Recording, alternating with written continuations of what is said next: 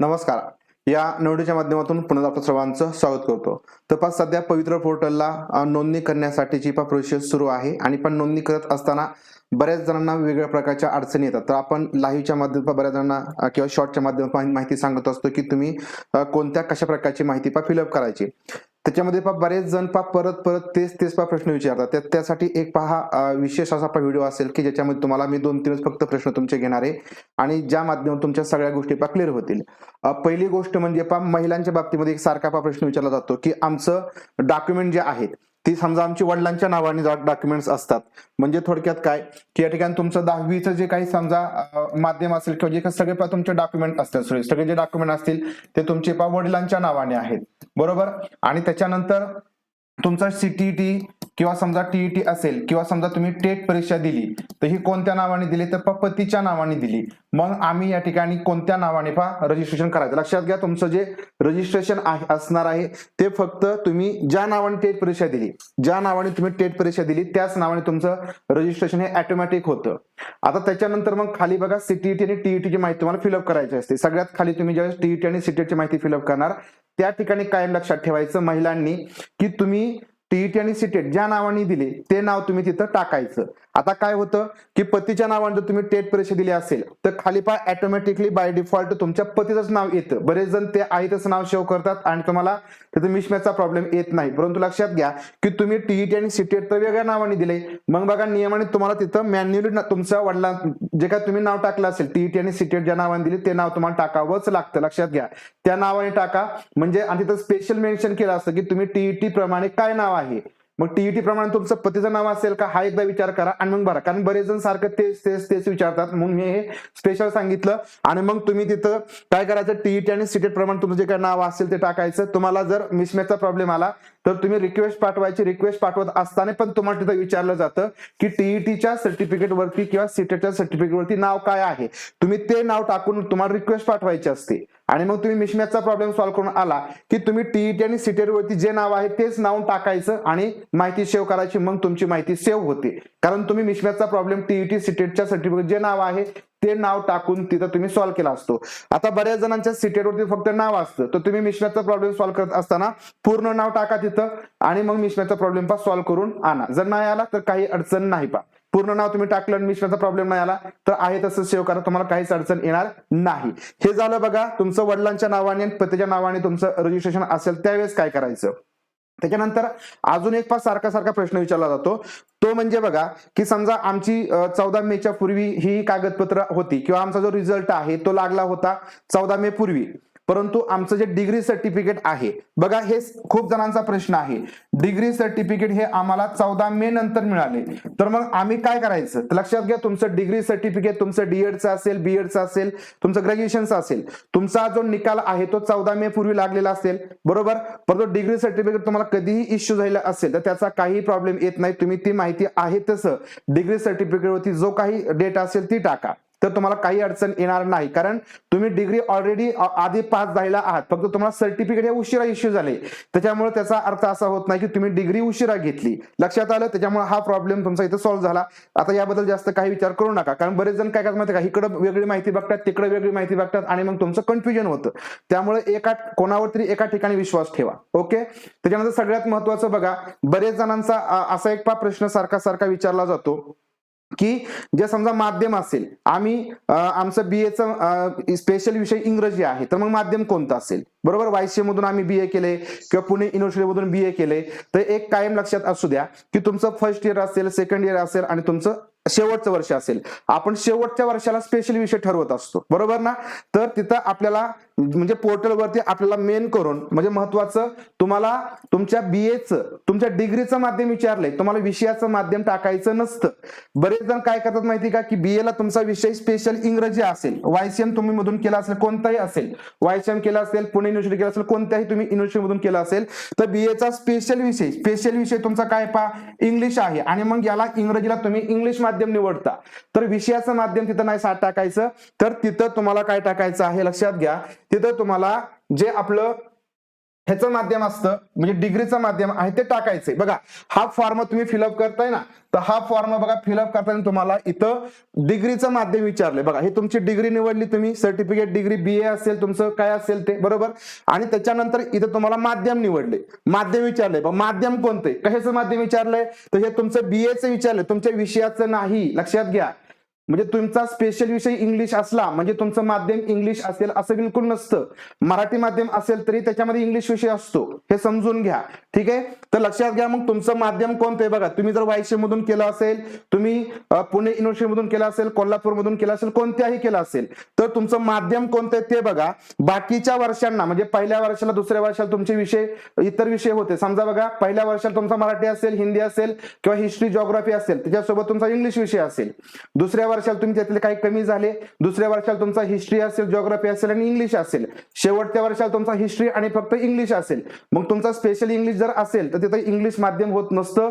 तर तुमचं BAचं माध्यम कोणतं आहे तर ते लक्षात घ्या, ते तुमचं माध्यम असतं. तिथं काय तुमचं माध्यम एका वर्षात चेंज नसतं होत, लक्षात घ्या. कायम लक्षात असू द्या, तुमचं विषयाचं माध्यम नाही इथं विचारलं, तुम्हाला इथं विचारलंय तुमच्या डिग्रीचं माध्यम, बरोबर. मग डिग्रीचं काय, आता वायसीएम मध्ये बघा माझ्या माहितीप्रमाणे, वायसीएम मध्ये माझ्या माहितीप्रमाणे इंग्लिश मीडियम नाही.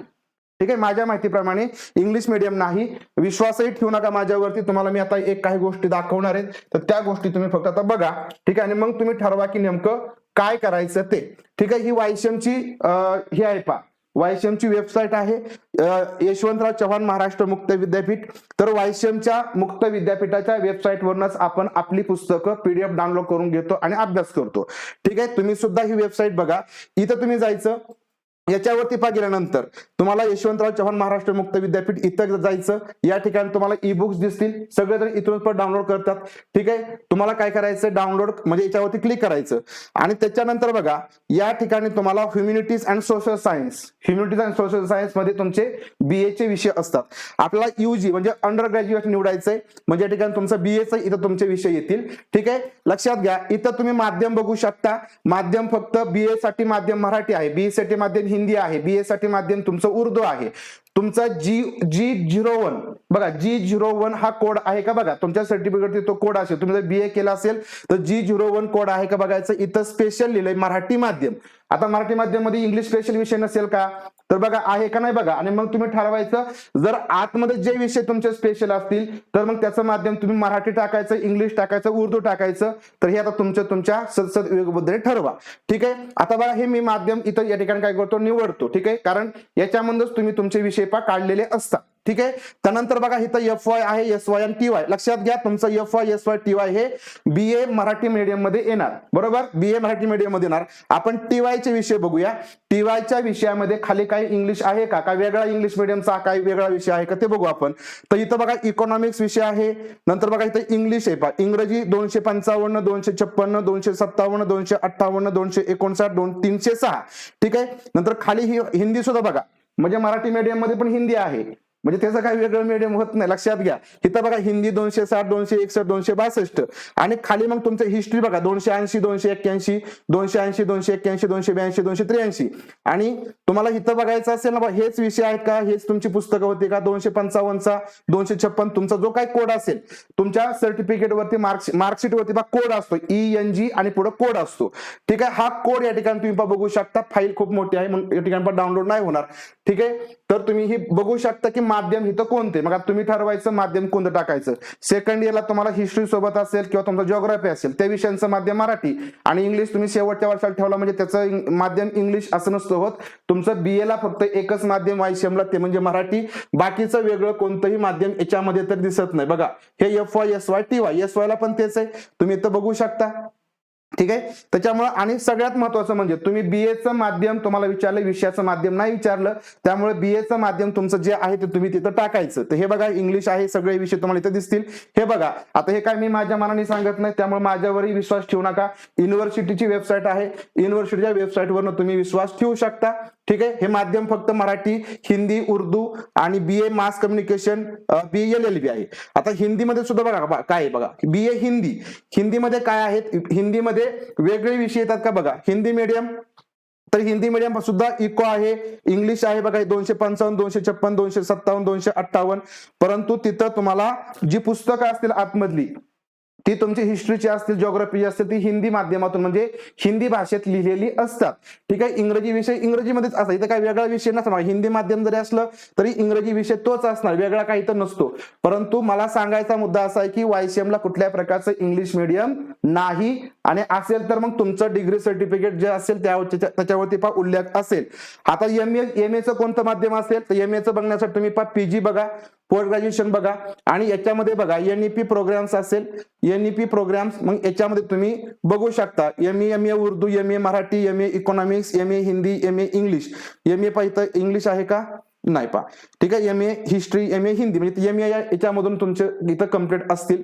नॉन प्रोग्राम्स बघायचे असतील तुम्ही तर बघू शकता. मग याच्यामध्ये बघा इंग्लिश आहे बघा, हे MA इंग्लिश, म्हणजे MA इंग्लिश जर तुम्ही केलं असेल तर ते तुमचं इंग्लिश मीडियम मधून येणार. ठीक आहे. जर तुम्ही MA इंग्लिश केला असेल, कारण त्याच्यामध्ये तुमचा एकच स्पेशल विषय असतो पहिल्यापासून ते शेवटच्यापर्यंत, पहिल्या वर्षाला पण तोच असतो, शेवटच्या वर्षाला पण तोच असतो, त्यामुळे पूर्ण तुमचे पेपर इंग्लिश मधून असतात, त्यामुळे तुमचं ते इंग्लिश मीडियम होईल. तर इथं तुम्ही बघू शकता, वाटलं तर इथं याची खात्री करून घ्या की बघा इथं MA कंसात इंग्लिश दिलंय बघा, MA कंसात इंग्लिश दिलंय, MA इथं इंग्लिश दिलंय. आता MA जे कंसात इंग्लिश दिलंय ना, तर ते पुस्तकं बघा की त्याची पुस्तकं कोणते आहेत. इंग्लिश 1, 4, 4 हे दिलेले आहेत. मग ते तुमचं मीडियम कोणतं आहे ते तुम्ही तिथं टाकू शकता. पण लक्षात घ्या की आपल्याला जी माहिती विचारली त्या माहितीनुसार चालायचं असतं. उगाच या ठिकाणी वेगळ्या काही चुकीची माहिती टाकू नका की इथं आपल्याला डिग्री सर्टिफिकेट म्हणजे तुमचं डिग्रीचं माध्यम विचारलंय, विषयाचं माध्यम विचारलेलं नसतं. मग इथं बघा, आता ज्यांचं इंग्लिश माध्यम आहे ना, ज्याचं इंग्लिश माध्यम त्यांनी टाकले, आपण म्हणू की स्पेशल इंग्लिश आहे, त्यांनी इंग्लिश माध्यम टाकले असं आपण समजू. पहिला विषय तुम्ही इथं काय टाकणार आहे? हिस्ट्री टाकणार. तुमचा हिस्ट्री असणार आहे सोबत, बरोबर ना. आणि दुसरा विषय तुमचा इथं काय असणार आहे? इंग्लिश किंवा कोणतरी असेल. मग तुमच्या दोन विषयाचं, एकाचं माध्यम मराठी, एकाचं माध्यम इंग्लिश, असं होऊ शकतं का सांगा. ठीक आहे. आता इथून पुढच्या गोष्टी सांगतो. हे शेवटी तुम्हाला विश्वास बसला तर विश्वास ठेवा, अन्यथा विश्वास ठेवू नका. त्याच्यानंतर सगळ्यात महत्वाचं बघा की या ठिकाणी सगळ्यात महत्वाचं तुमचं माध्यम हे कुठं विचारात घेतलं जातं आणि कशाचं विचारात घेतलं जातं? पसंतीक्रम जनरेट होण्यासाठी. कारण हे माहिती असेल तर तुमचं कन्फ्युजन नाही होणार.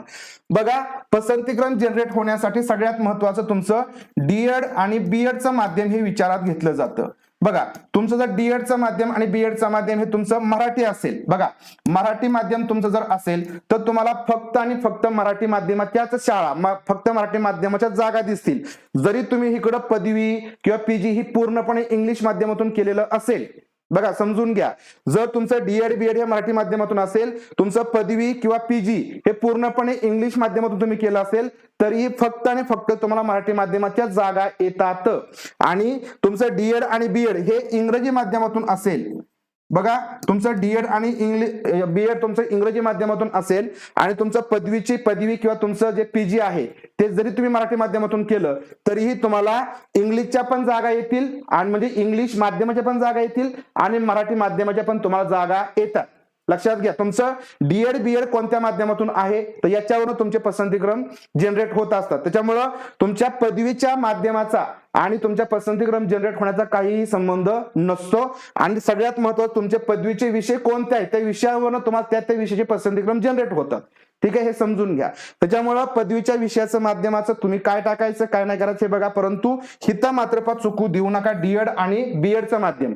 आता B.Edच्या माध्यमावरती बऱ्याच जणांचं खाली इन्स्ट्रक्शन म्हणजे तुमचं जे मीडियम ऑफ इन्स्ट्रक्शन असेल ते इंग्लिश असतं, तर मीडियम ऑफ इन्स्ट्रक्शन तुमचं इंग्लिश असेल तर त्याचा अर्थ तुमचं माध्यम हे B.Edचं इंग्लिश आहे, तुम्ही इंग्लिशच माध्यम टाकायचं.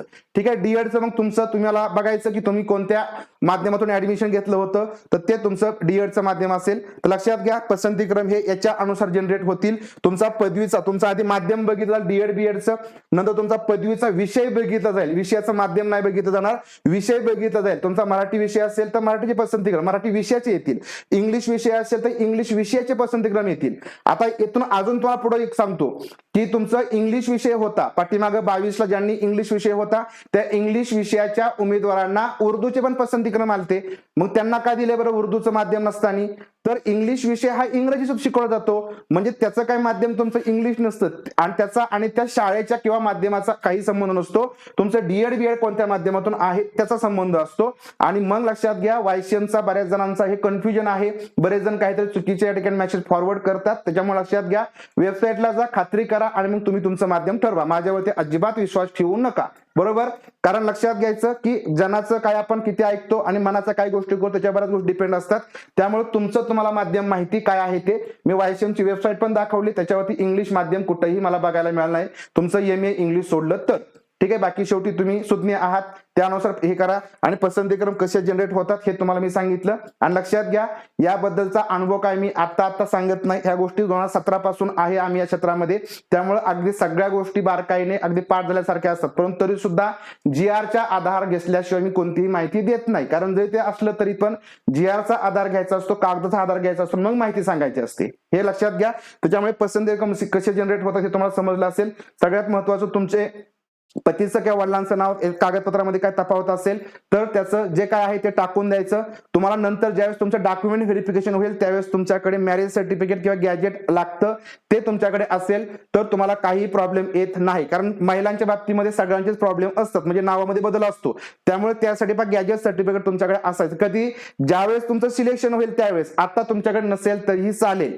या काही महत्वाच्या गोष्टी होत्या. तर हे तुम्हाला समजलं असेल तर नक्की व्हिडिओ शेअर करा. आणि सगळ्यात महत्वाचं चुकीची माहिती या ठिकाणी, म्हणजे जर समजा असेल वाटत असेल की बाबा चुकीची माहिती देतोय किंवा ठिकाणी दिली जात आहे तर तुम्ही स्वतः खात्री करा आणि फक्त एखाद्याच्या बोलण्यावरती विश्वास ठेवायचा नाही. त्यामुळे मी सारखं सांगतो की माझ्यावरती विश्वास ठेवू नका, बरोबर, कारण जे आहे ते मी सांगणारा माणूस आहे आणि GR असतील तरच मी बोलतो, अन्यथा त्याविषयी मी बोलत पण नाही. ठीक आहे, व्हिडिओ आवडला असेल तर व्हिडिओ शेअर करा. आणि अशाच प्रकारचे माहितीपूर्ण आणि जर तुम्हाला अधिकृत माहिती मिळवायची असेल, ठीक आहे, 2 दिवसांनी उशिरा मिळेल परंतु अधिकृत माहिती मिळवायची असेल तर आपला चॅनल सबस्क्राईब करा.